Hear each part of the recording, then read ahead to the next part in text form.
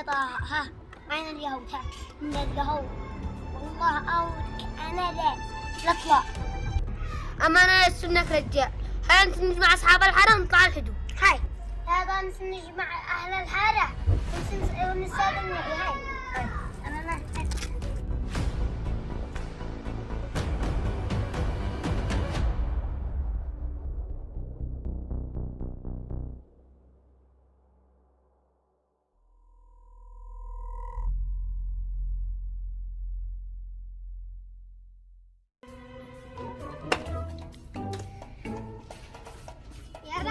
ايش تعمل؟ ايش بيرفع البيرسلت ايش بيرفع على ولد ترفع الحجة شغلينا خواتم لعبين كسرين وين جايبين ما نطلع فلسطين؟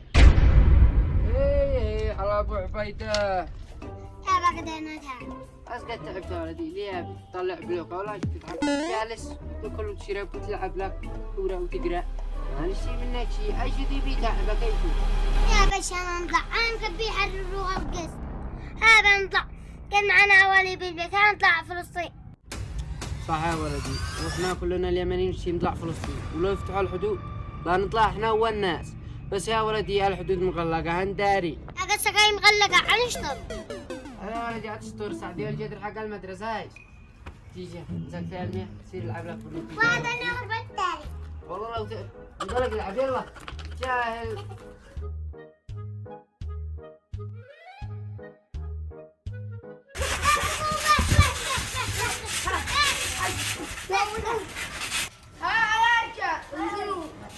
الحقوا بعد يبين موضوع ايش بيه؟ جاي يقول لي موضوع.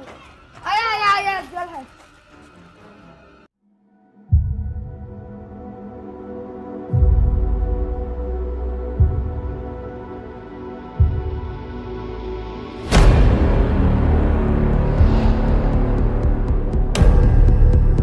ايش الموضوع يا ابو عبيده احنا بنلعب؟ شنا لو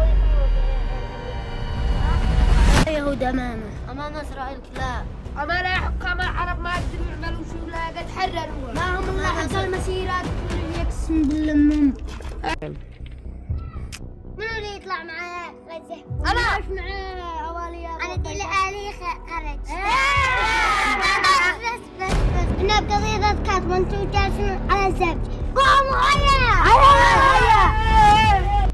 غزة لازم نمحيها من الخريطة. القدس هي لنا غزة لازم نمحيها من الخريطة. لا في لازم اطمن على المحيط.